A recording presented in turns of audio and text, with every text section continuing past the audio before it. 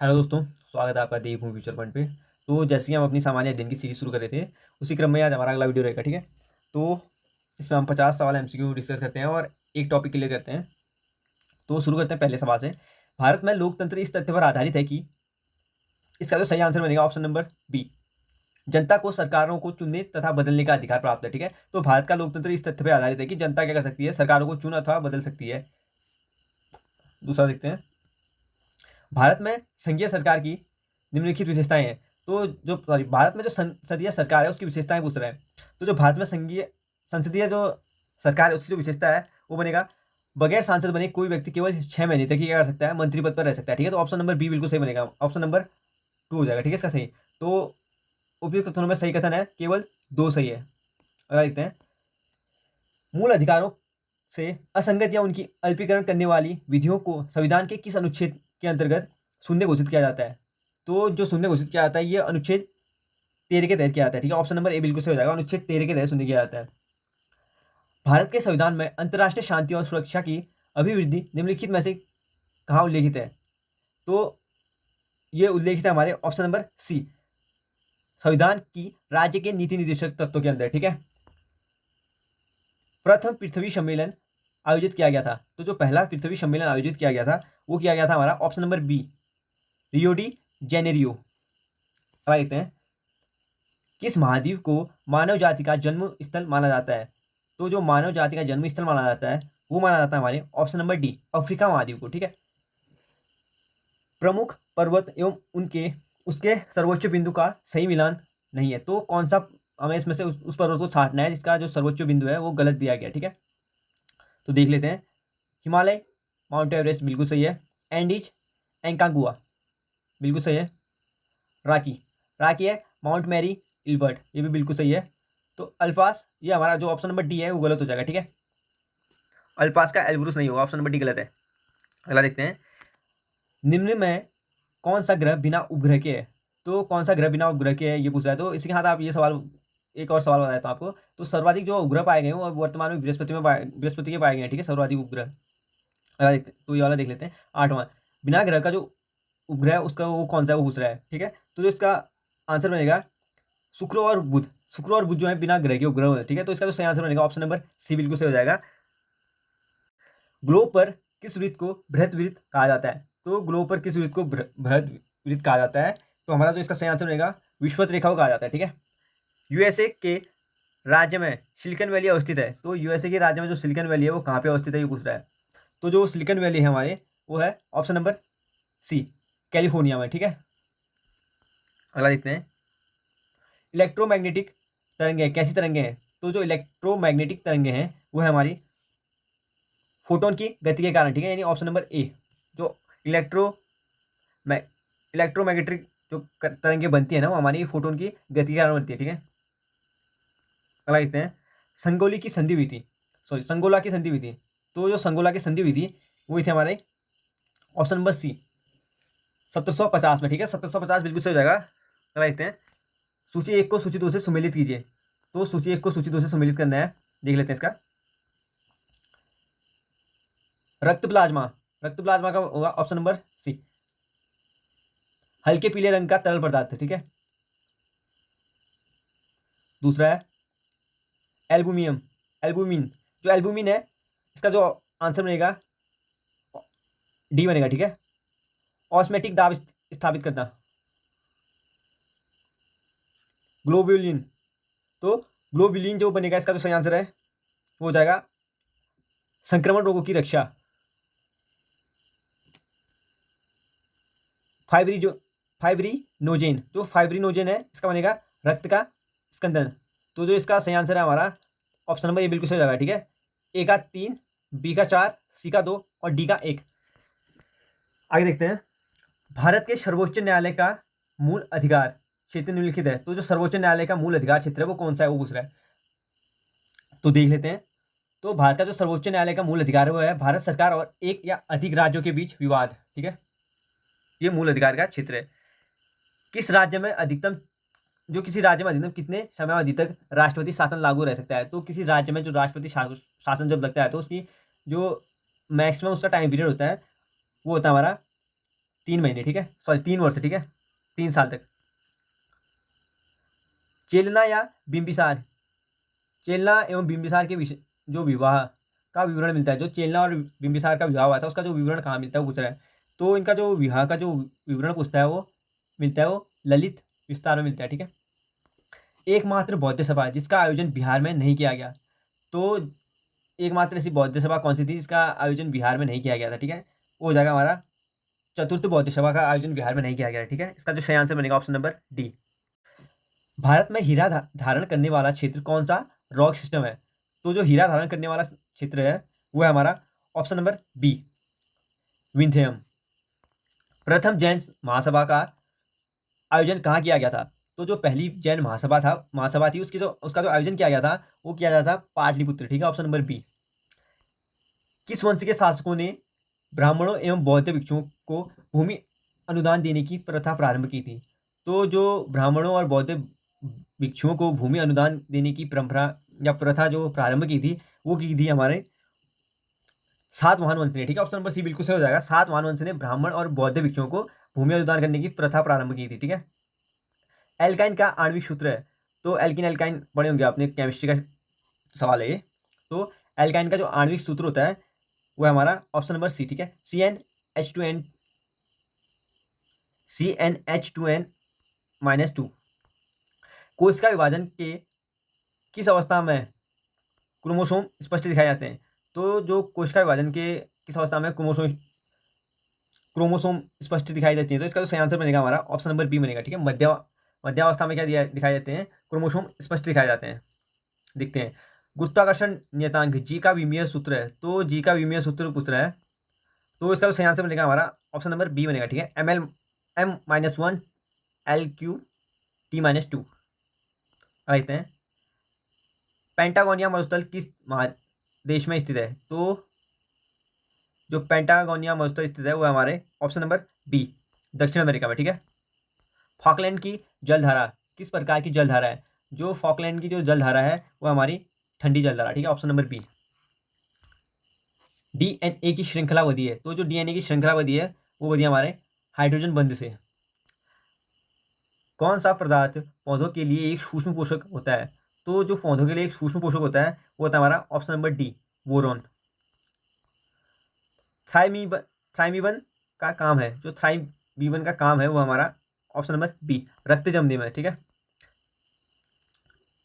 प्रीतजकर पुरस्कार, जो प्रीतजकर पुरस्कार है वो किस क्षेत्र में दिया जाता है, जो तो प्रीतजकर जो पुरस्कार है वो पाया जाता है, वो दिया जाता है हमारे ऑप्शन नंबर सी, वास्तुकला के क्षेत्र में, ठीक है। निम्नलिखित में भारत की सुदूर दक्षिणी पहाड़ी कौन सी है, तो जो भारत की सुदूर दक्षिणी पहाड़ी है वो है हमारी ऑप्शन नंबर बी, ठीक है, क्राडेर मम पहाड़ी। अगला देखते हैं,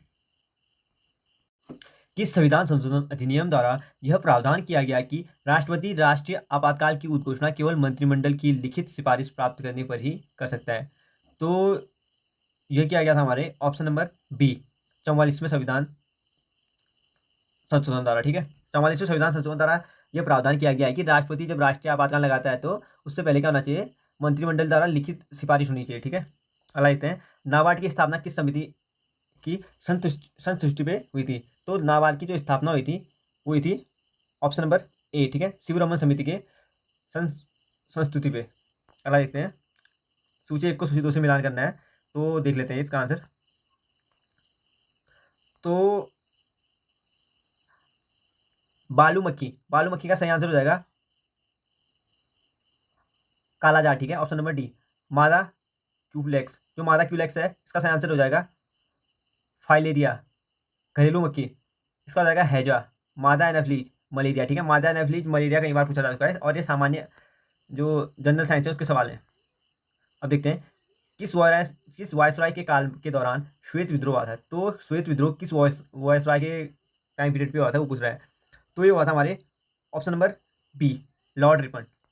कांग्रेस नेताओं द्वारा मॉन्टेग्यू चेम्सफोर्ड रिपोर्ट की निंदा करने पर कई जो नरमपंथियों ने पार्टी छोड़कर निम्नलिखित में से कौन सी पार्टी का गठन किया था, तो जब पार्टी छोड़कर दूसरी पार्टी का गठन कर रहे थे तो कौन सी पार्टी का गठन हुआ था ये पूछ रहा है, ठीक है। तो इंडियन नेशनल लिबरल फेडरेशन का क्या क्या था, और इसमें जवाहरलाल नेहरू भी चली गई थी ना, तो वही वाली पार्टी, ठीक है, इसमें ये वाली। आगे देखते हैं, निम्नलिखित में से किसने वर्नाकुलर प्रेस एक्ट निरस्त किया था। तो जो वर्नाकुलर प्रेस एक्ट प्रेस पे लगा था ना, तो कौन से प्रेस पे लगा था, सर्वप्रथम किस अखबार पे लगा था वो बताइए, ठीक है। तो ये लगाया था, तो ये किसने मुक्त किया जाता है, इसे प्रेस का मुक्तिदाता भी कहा जाता है। तो जो इसका सही आंसर बनेगा ऑप्शन नंबर बी, ठीक है, लॉर्ड रिपन ने। रामोशी आंदोलन भारत के किस भाग में हुआ था। तो जो रामोशी आंदोलन हुआ था भारत के पश्चिमी तट पर। ऑप्शन नंबर डी बिल्कुल सही हो जाएगा, ठीक है। रोलेट एक्ट पर विचार के लिए कांग्रेस का जो विशेष अधिवेशन बुलाया गया था, इसके अध्यक्ष कौन थे। तो जब रोलेट एक्ट पे विचार के लिए कांग्रेस के विदेश अध्यक्ष बुलाया था, तो उसके अध्यक्ष रहे थे हमारे हसन इमाम। ऑप्शन नंबर डी बिल्कुल सही हो जाएगा, ठीक है। तैमूरलंका आक्रमण भारत पर कब हुआ था। तो जो तैमूरलंका आक्रमण हुआ था भारत पे, वो हुआ था हमारा ऑप्शन नंबर सी, ठीक है, 1398 में। और 1398 में तैमूरलंका भारत पे आक्रमण हुआ था, और उत्तराखंड कब आया था, तैमूरलंका उत्तराखंड वाली था, तो 1398 99 में, ठीक है। संभवतः 99 में आया होगा, पर कहीं कहीं किताबों में 98 भी दिया गया है। हड़प्पा सभ्यता के किस स्थल से घोड़े की जो मृत मूर्तियां मिली है। तो जो घोड़े की मूर्तियां मिली हैं वो मिली हमारे ऑप्शन नंबर बी से, ठीक है, रंगपुर से। वैदिक काल में सोम देवता को किससे संबंधित माना जाता था। तो जो सोम देवता माने जाते थे वैदिक काल में, वो वनस्पति के देवता माने जाते हैं, ठीक है। Option number C. Handwritten notes में ये ऑलरेडी सब मैं डीप स्टडी करा के आपको डीप नोट्स बना के आपको करा चुका हूँ। वो हैंड रिटन नोट्स खुद मैंने बनाए हैं, तो आप एक बार उसको देख सकते हैं अच्छे से, और नोट्स बनाते हुए चलेंगे तो आपके सारे एमसीक्यू लगभग जो प्राचीन भारतीय इतिहास के हैं वो सही होंगे। जैन धर्म के तीसरे तीर्थंकर कौन थे। तो जैन धर्म की स्थापना किसने करी थी। जैन धर्म के अंतिम तक मैं सारे पार्ट पढ़ा चुका हूँ आपको उसमें, वहाँ देख सकते हैं आप वीडियो, ठीक है। तो जैन धर्म में जो तीसरे तीर्थंकर थे वो कौन थे पूछ रहा है, तो इसका जो सही आंसर बनेगा संभवनाथ, ठीक है। ये थे जैन धर्म के तीसरे तीर्थंकर। किस सुल्तान के काल में खालसा भूमि अधिक पैमाने पर विकसित हुई थी। तो खालसा भूमि जो अधिक पैमाने में विकसित हुई थी वो हुई थी अलाउद्दीन खिलजी के टाइम पीरियड पे, ठीक है। Option number B. Tabaqat i Nasiri के लेखक हैं। तो तबकात ए नासरी के लेखक कौन है, तो हमारा हो जाएगा उसका ऑप्शन नंबर सी, ठीक है, मिन्हास उल सिराज। होमोसाइटोमीटर का प्रयोग किसके लिए किया जाता है। तो होमोसाइटोमीटर का जो प्रयोग किया जाता है वो किया जाता है हमारे ऑप्शन नंबर सी, रक्त कोशिकाओं की गिनती के लिए। एक डायनेमो जिसकी बिजली उत्पन्न करने के लिए बिजली उत्पन्न करने के लिए जाना जाता है, वास्तव में उसका कार्य है। तो डायनेमो का कार्य क्या, ये पूछ रहा है, ठीक है। तो वास्तव में उसका कार्य हमारा ऑप्शन नंबर सी, ऊर्जा का कन्वर्टर करना, यानी ऊर्जा को कन्वर्ट करना, ठीक है। यदि 100 वाट के बल्ब प्रतिदिन 10 घंटे जलाए जाए तो प्रत्येक दिन कितनी यूनिट विद्युत व्यय होगी। तो अगर 100 वाट का बल्ब 10 दिन जला रहा है तो ये पूछता है कि प्रत्येक दिन कितनी यूनिट बिजली व्यय होगी, ठीक है।